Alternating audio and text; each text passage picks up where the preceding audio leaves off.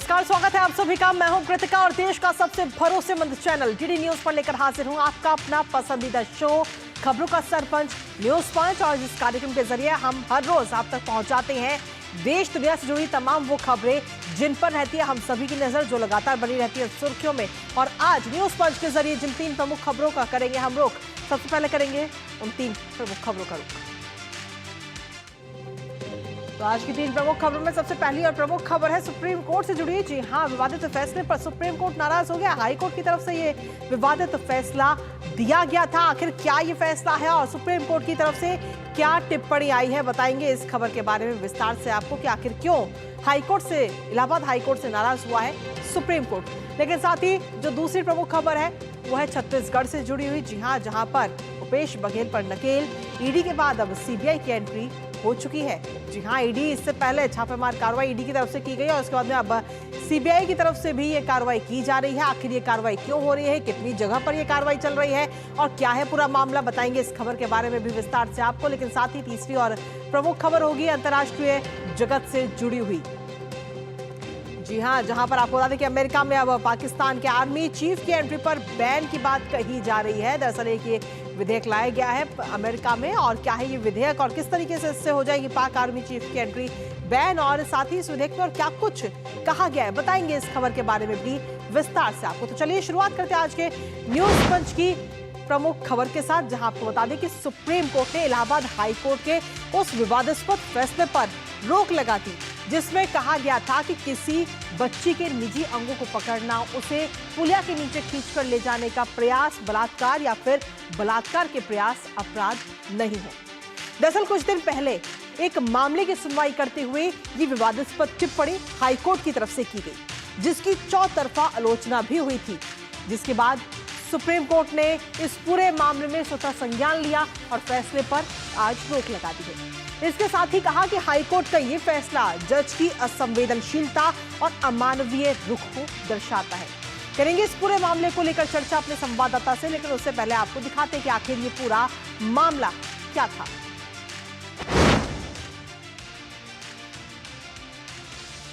तो फैसले पर सुप्रीम कोर्ट की तरफ से सख्त नाराजगी जताई गई है और सुप्रीम कोर्ट की तरफ से कहा गया कि हाई कोर्ट का जो ये फैसला है वो वाकई हैरान करने वाला है। इसके साथ ही जज के ऐसे कठोर शब्दों का प्रयोग करने के लिए हमें बेहद खेद है, ये बात सुप्रीम कोर्ट की तरफ से आज कही गई सुनवाई के दौरान।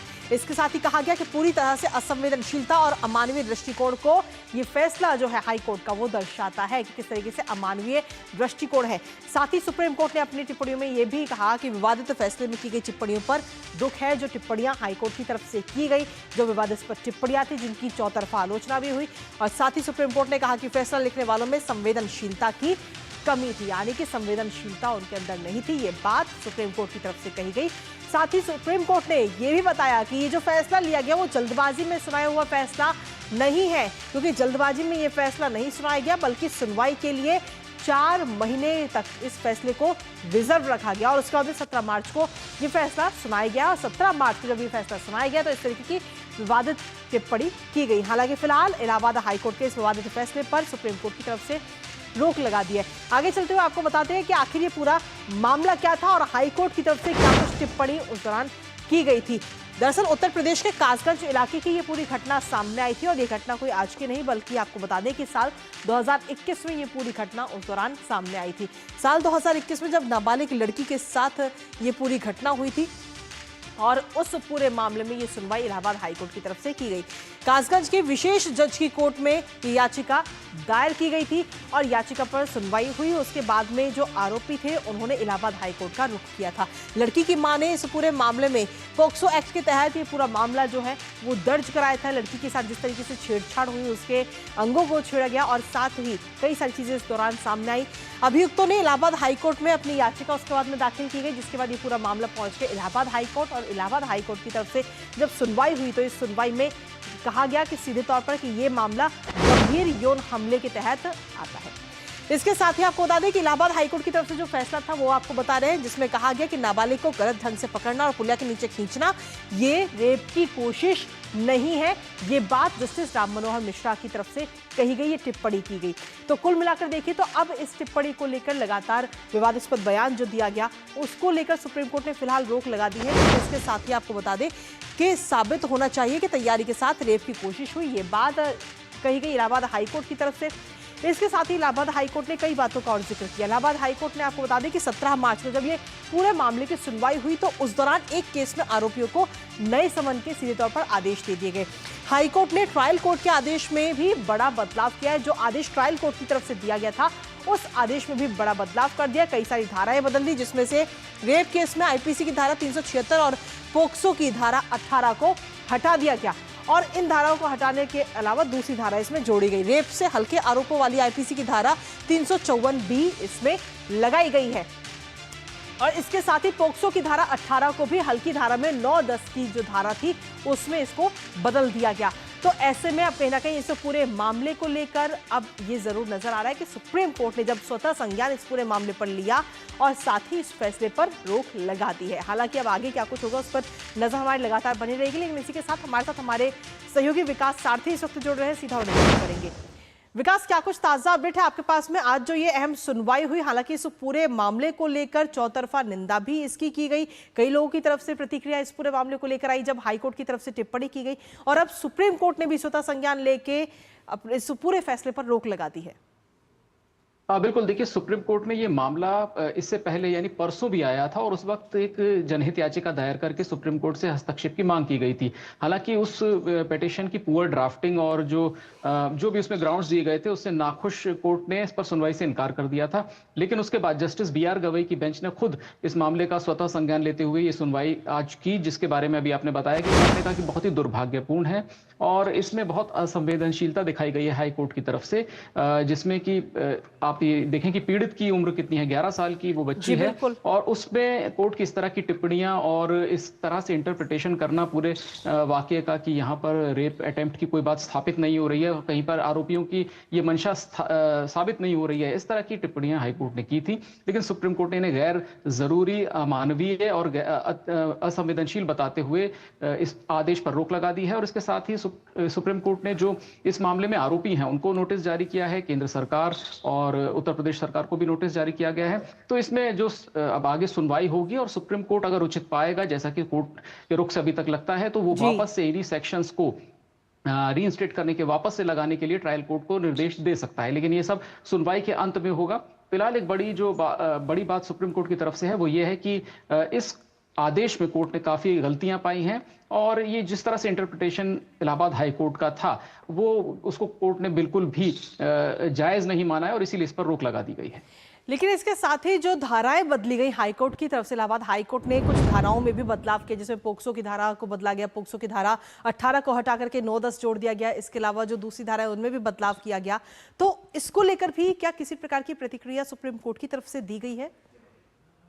देखिए, बिल्कुल इसी को लेकर के सुप्रीम कोर्ट ने आपत्ति जताई है कि जो ऑब्जर्वेशन है वो कहीं ना कहीं इस एक्शन को जस्टिफाई करने के लिए है। जो अगर आप बात करें कि सिंगल जज का जो ये ऑब्जर्वेशन है वो उन्होंने इसीलिए दिया है कि ताकि वो जो 376 और पॉक्सो के सेक्शन 18 को हटा करके 354 के तहत मामले को चलाने की बात कही है उसको जस्टिफाई करने के लिए दिया है। तो कोर्ट कहीं ना कहीं ना तो इन ऑब्जर्वेशन से सहमत है, ना ही इन सेक्शंस को ड्रॉप करने से सहमत है। इसीलिए इस तरह की कड़ी टिप्पणियां कोर्ट की तरफ से देखी गई और इस बात की पूरी उम्मीद है कि जब सुप्रीम कोर्ट इस पर सुनवाई पूरी कर लेगा तो ये दोनों सेक्शंस वापस से सुप्रीम कोर्ट लागू करने के लिए ट्रायल कोर्ट को निर्देश दे, क्योंकि ट्रायल कोर्ट ने अपने स्तर पर जब पूरे मामले की सुनवाई शुरू हुई थी ये दोनों सेक्शंस के तहत ही सुनवाई शुरू की थी, जिसको कि आरोपियों ने, इसमें 2 आरोपी हैं मुख्य तौर पर, सह आरोपी भी हैं, लेकिन जो इस पूरी घटना में शामिल थे वो 2 युवक थे।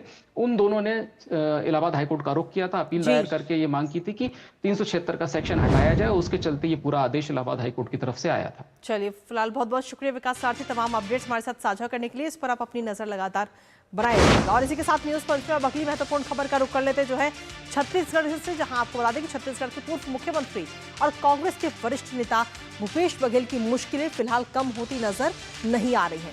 दरअसल कुछ दिन पहले ईडी ने भूपेश बघेल के घर पर छापा मारा था और उसके बाद आज सीबीआई की टीम ने छापा मारा। सीबीआई ने भूपेश बघेल और उनसे जुड़े करीबियों के ठिकानों पर आज सीबीआई ने ताबड़तोड़ कार्रवाई करते हुए करीब 20 से ज्यादा जगहों पर ये छापा मारा है, जिसको लेकर अब सियासी हलचल भी तेज हो चुकी है। और ये ताबड़तोड़ कार्रवाई महादेव सट्टा ऐप मामले में हुई है। हालांकि कांग्रेस ने सीबीआई की इस कार्रवाई को राजनीति से प्रेरित बताया है। साथ ही करेंगे इस पूरे मामले को लेकर चर्चा, सीबीआई की इस कार्रवाई को लेकर, और साथ ही आपको बताएंगे कि आखिर ये पूरा मामला क्या है। लेकिन उससे पहले आपको दिखाते हैं कि कैसे सीबीआई के एक्शन ने बढ़ाई है भूपेश बघेल की टेंशन।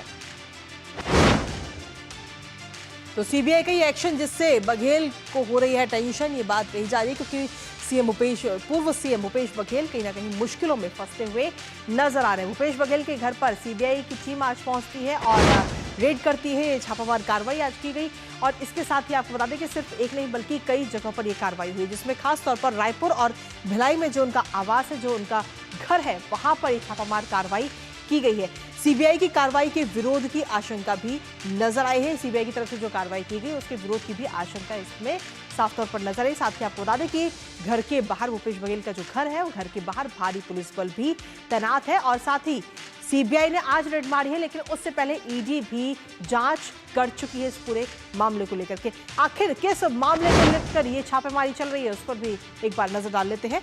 महादेव बेटिंग ऐप मामले पर सीबीआई की तरफ से रेड मारी गई है। हालांकि इस पूरे मामले को लेकर ईडी भी लगातार जांच कर रही है।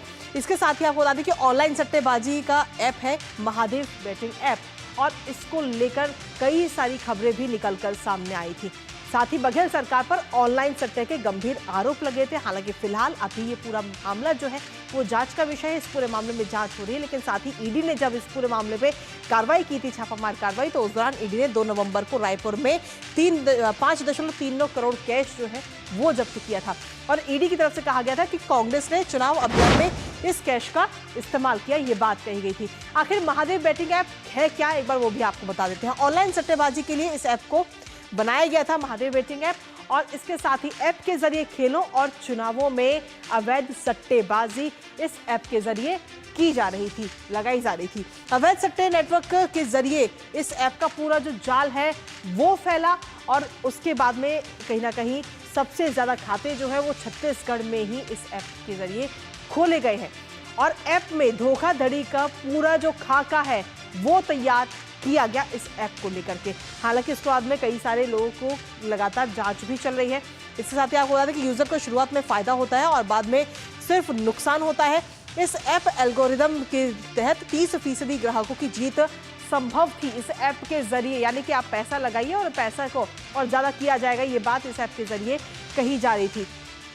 फिलहाल अब इस पूरे मामले में कहीं ना कहीं भूपेश बघेल की जो मुश्किलें हैं वो बढ़ती हुई नजर आ रही हैं। हमारे साथ ना हमारे सहयोगी इस वक्त जुड़ रहे हैं, सीधा लेकर करेंगे। सुमेश, क्या कुछ ताजा अपडेट है आपके पास में आज की पूरी ताबड़तोड़ कार्रवाई को लेकर? देखिए, मैं आपको बताऊं, जो छत्तीसगढ़ के पूर्व मुख्यमंत्री रह चुके हैं भूपेश बघेल, अब उनकी मुश्किलें बढ़ती दिख रही है। केंद्रीय जांच एजेंसी सीबीआई ने एक प्रेस विज्ञप्ति जारी की है जिसमें 60 जगहों पर उन्होंने छापेमार की कार्रवाई की है महादेव ऑनलाइन सट्टे को लेकर, जिसमें दिल्ली, कोलकाता, छत्तीसगढ़, रायपुर, भिलाई स्थित है, जिसमें महादेव ऐप को लेकर ये कार्रवाई चल रही है। सीबीआई के अफसरों ने बताया है कि महादेव ऐप ऑनलाइन सट्टे को लेकर ये कार्रवाई जारी है, और कुछ समय पहले ईडी ने भी ये कार्रवाई की थी, और ईओडब्ल्यू की कार्रवाई के बाद छत्तीसगढ़ सरकार ने सीबीआई को यह मामला सौंपा था, जिसके बाद सीबीआई ने आज ये छापेमार की कार्रवाई की है। छत्तीसगढ़ के दुर्ग, भिलाई स्थित जो छत्तीसगढ़ के पूर्व मुख्यमंत्री हैं भूपेश बघेल, उनके निवास पर ये छापेमार की कार्रवाई चल रही है। कुछ पुलिस विभाग के वरिष्ठ अफसर हैं, आईपीएस हैं, उनके निवास पर छापेमार की कार्रवाई चल रही है। जो कांग्रेस के नेता देवेंद्र यादव हैं, उनके निवास पर छापेमार की कार्रवाई चल रही है। ईडी ने माफ करिएगा, सीबीआई ने अपने प्रेस विज्ञप्ति में यह बताया है कि महादेव ऑनलाइन सट्टे के माध्यम से जो छत्तीसगढ़ के राजनेता है, पुलिस विभाग के वरिष्ठ अफसर है, उनको करोड़ों रुपए दिया गया था, जिसकी जांच सीबीआई के द्वारा की जा रही है। 2019 में जो सौरभ चंद्राकर है, भिलाई का रहने वाला, एक जूस संचालक है, भिलाई में जूस का कारोबार था, इसके बाद वह दुबई चला गया। फिर रवि उत्पल के साथ उन्होंने एक बेटिंग ऐप बनाया। बेटिंग ऐप बनाने के बाद उसने 12 से 13 लाख यूजर्स को जोड़ा, जिसके बाद उसने करोड़ों रुपए कमाया। इसके बाद कुछ समय पहले एक शुभम सोनी नाम का एक व्यक्ति ने एक वीडियो डाला था, जिसपे उन्होंने छत्तीसगढ़ मुख्यमंत्री भूपेश बघेल को 508 करोड़ रुपए देने की बात की गई थी, जिसके बाद ईडी ने इस मामले पर कार्रवाई की थी, एफआईआर दर्ज की थी, जिसके बाद ये पूरा मामला सीबीआई के पास पहुंचा। सीबीआई इस मामले की जांच कर रही है। कुछ दिन पहले ईडी ने भिलाई स्थित भूपेश बघेल के निवास पर भी छापेमार की कार्रवाई की थी, जिसके बाद भूपेश बघेल के निवास से कई महत्वपूर्ण दस्तावेज मिले थे। 33 लाख रुपए कैश बरामद हुआ था उस मामले में। और ईडी के अफसर जब कार्रवाई कर रहे थे तो उस समय कांग्रेस के नेता ने उनके ऊपर कांग्रेस के नेता पर भी कार्रवाई को रोकने का प्रयास किया था, जिसके बाद ईडी ने उन लोगों के खिलाफ में एफआईआर दर्ज की थी। आज भी सीबीआई की टीम जब पहुंची तो सीबीआई के अफसरों को भी कार्रवाई नहीं करने को लेकर जो कांग्रेस के नेता हैं, इन्होंने रोकने का भी प्रयास किया, प्रदर्शन किया। और कहीं ना कहीं जो कांग्रेस के लोग हैं इस मामले को लेकर विरोध प्रदर्शन कर रहे हैं। फिलहाल सीबीआई पूरे मामले की जांच कर रही है। कुछ देर बाद ही यह स्पष्ट हो पाएगा कि और कौन कौन से लोग इस मामले में शामिल हैं। इसके साथ ही सोमेश, ये भी जानकारी मिल रही है कि एक कांग्रेस विधायक का भी नाम इसमें सामने आ रहा है। साथ ही 4 आईपीएस अफसरों के यहां भी छापे पड़े हैं। जी, जो कांग्रेस के नेता हैं और मुख्यमंत्री भूपेश बघेल के करीबी हैं देवेंद्र यादव, भिलाई निवास स्थित इनके निवास पर भी छापेमार की कार्रवाई चल रही है। फिलहाल जो देवेंद्र यादव अभी अपने निवास पे नहीं है, जो जानकारी हमारे पास है अभी दिल्ली में है। और जो 4 आईपीएस का नाम आ रहा है, जिसमें 2013 बैच के आईपीएस अफसर अभिषेक पल्लव हैं, आईपीएस अफसर आनंद छावड़ा है और ये अभिषेक महेश्वरी है, इनके निवास पर भी ये छापेमार की कार्रवाई चल रही है। और लगातार कुछ देर में ये स्पष्ट हो पाएगा कि और कौन कौन लोग हैं। फिलहाल जो ईडी ने, जो सीबीआई ने जो पेश जब्ती जारी किया है, पेश जब्ती के अनुसार फिलहाल जो सीबीआई की कार्रवाई अभी भी जारी है। जी, इसके साथ ही सोमेश, अगर हम देखें तो इस पूरी कार्रवाई को लेकर के विपक्षी पार्टियां ये यूं कहें कि कांग्रेस कह रही है कि ये पूरी जो कार्रवाई हो रही है वो राजनीति से प्रेरित है।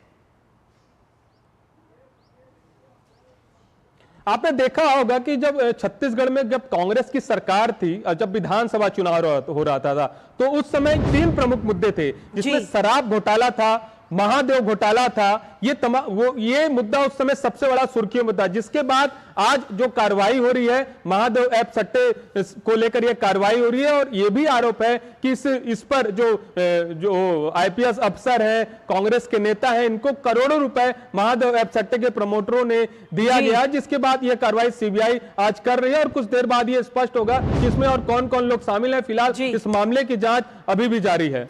चलिए, फिलहाल बहुत बहुत शुक्रिया सोमेश, तमाम जानकारी हमारे साथ साझा करने के लिए। इस पर आप अपनी नजर लगातार बनाए रखिएगा। और इसी के साथ अंतर्राष्ट्रीय खबर की ओर रुख कर लेते हैं, जो है अगली खबर पाकिस्तान से, जहां पाकिस्तान आर्मी चीफ जनरल असीम मुनीर की अब उल्टी गिनती शुरू हो चुकी है। जी हां, अमेरिका ने एक ऐसा फैसला लिया है जिससे पाकिस्तान की हवा टाइट हो जाएगी। दरअसल अमेरिकी सांसदों ने पाकिस्तान के आर्मी चीफ जनरल असीम मुनीर पर ग्लोबल मैग्निस्टिक एक्ट के तहत प्रतिबंध लगाने की मांग की है, जिसमें इमरान खान और राजनीतिक विरोधियों का उत्पीड़न भी शामिल है। और अगर ये बिल पारित हो जाता है तो अगले 180 दिनों के भीतर जनरल मुनीर पर प्रतिबंध लग सकता है। लेकिन उससे पहले आपको दिखाते हैं कि कैसे पाक आर्मी चीफ की हवा टाइट है। तो जनरल असीम मुनीर पर ये प्रतिबंध लगेगा, जी हाँ। और इसके बाद में वो की एंट्री जो है अमेरिका में वो हो जाएगी बंद, वो हो जाएगी बैन। अमेरिका की तरफ से ये बड़ा कदम उठाया गया है। साथ ही आपको बता दें कि इमरान खान के सपोर्ट में भी नजर आया है। अमेरिकी सीनेट में पाक के खिलाफ ये बिल पेश किया गया है और इस बिल में सीधे तौर पर देखें तो पाक आर्मी चीफ की एंट्री को लेकर बात कही गई है। ग्लोबल मैग्निस्टिक एक्ट के तहत प्रतिबंध लगाने की ये मांग की गई है। और इस एक्ट की अगर हम बात करें तो इस एक्ट के जरिए, इससे पहले भी इस एक्ट का इस्तेमाल किया गया है, राजनीतिक विरोधियों के उत्पीड़न के लिए अब बैन लगाया जाएगा, ये बात कही जा रही है अगर ये बिल पास हो जाता है तो। अन्य पाकिस्तानी अधिकारियों पर भी कार्रवाई की मांग इस दौरान अमेरिका में की गई है। लेकिन इसके साथ ही आखिर ये एक्ट क्या है वो भी एक बार आपको बता देते हैं, क्योंकि बिल पारित होने पर पाक आर्मी चीफ पर यह प्रतिबंध लगेगा और उनकी अमेरिका में एंट्री हो जाएगी बैन। अगले 180 दिनों में बैन लगने की संभावनाएं जताई जा रही हैं अगर इस बिल को अमेरिका से पास कर दिया जाता है, अमेरिका में पारित किया जाता है। अमेरिका नहीं जा सकेंगे जनरल मुनीर इस बिल के पास होने के बाद में। इस एक्ट के तहत ये जो एक्ट लाया जा रहा है, अमेरिकी वीजा पर भी उनके रोक लग जाएगी। और किस तरीके से पाकिस्तान की मुश्किलें कहीं ना कहीं सीधे तौर पर हम देखें तो खड़ी हो रही है। हालांकि इससे पहले साल 2012 में ओबामा ने रूस के खिलाफ ये एक्ट लगाया था और अब इसमें पाकिस्तान का नाम भी सामने आ रहे हैं। इसके साथ ही आखिर इमरान खान पर क्या कुछ रुख है अमेरिका का, वो आपको बता देते हैं। विधेयक में इमरान खान की रिहाई की मांग इस वक्त की जा रही है। इस विधेयक के जरिए अमेरिका में जो ये विधेयक आया है, और साथ ही इमरान खान को राजनीतिक कैदी मानते हैं अमेरिकी सांसद। उनकी तरफ से कहा जा रहा है कि सिर्फ राजनीति से प्रेरित होकर के इमरान खान को कैद किया गया। अमेरिकी प्रशासन से पाकिस्तानी सेना पर दबाव की भी मांग इस वक्त की जा रही है कि पाकिस्तान पर जिससे कि दबाव बनाया जा सके। इमरान की रिहाई से पाक में कहीं ना कहीं राजनीतिक अस्थिरता बढ़ेगी, ये बात भी कही जा रही है अमेरिका की तरफ से। इसके साथ ही आपको बता दें कि शहबाज शरीफ सरकार पर भी अब आगे आने वाले समय में दबाव बढ़ता हुआ नजर आएगा। हमारे साथ हमारे सहयोगी अक्षय डोंगरे इस वक्त जुड़ रहे हैं, सीधा उन्हीं का रुख करेंगे। अक्षय, क्या कुछ ताजा अपडेट है आपके पास? पाकिस्तान की अगर हम बात करें तो मुश्किलें हैं, और साथ ही अमेरिका में ये पूरा एक्ट एक बार फिर लाया गया है।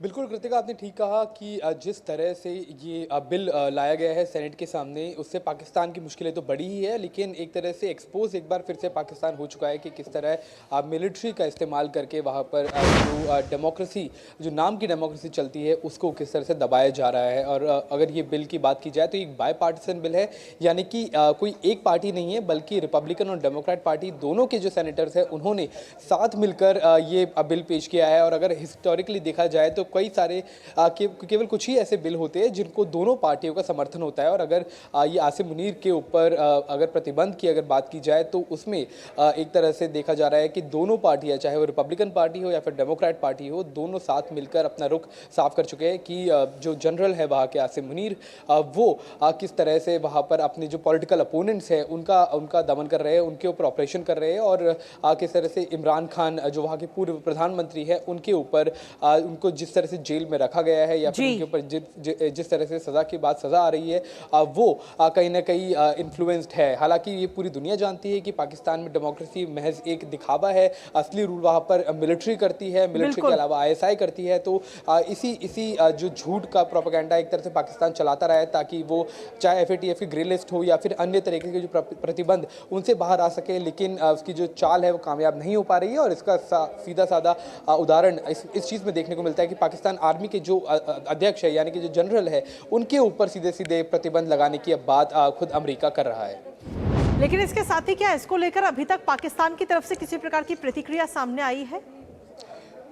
जी, उसका इंतज़ार है। पाकिस्तान में अगर देखा जाए तो जब अमेरिका से जुड़े हुए मुद्दे रहते हैं, क्योंकि जिस तरह से फंडिंग अमेरिका खुद पाकिस्तान की करता रहा है, तो सीधे तौर पर खुलकर कोई कुछ बोलने के लिए तैयार नहीं होता है। ख़ासतौर पे जब बात वहाँ के सेना अध्यक्ष की हो, तो चाहे वो राजनीतिक दल हो या फिर वहाँ के खुद प्रधानमंत्री, कुछ भी बोलने से बचते रहे हैं। क्योंकि हमने देखा है कि जब भी आर्मी के खिलाफ कोई भी आवाज़ उठती है तो उसको पूरी तरह से दबा दिया जाता है, चाहे वो तख्ता पलट करके हो या फिर वो जिस तरह से इमरान खान को जेल में डाला गया उस तरह से।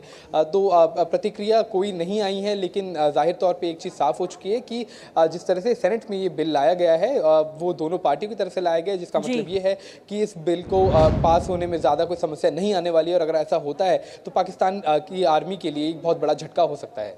चलिए, फिलहाल बहुत बहुत शुक्रिया अक्षय, तमाम जानकारी हमारे साथ साझा करने के लिए। इस खबर पर आप अपनी नज़र लगातार बनाए रखिएगा। और इसी के साथ फिलहाल मुझे और न्यूज़ पंच की पूरी टीम को दीजिए अनुमति। नमस्कार।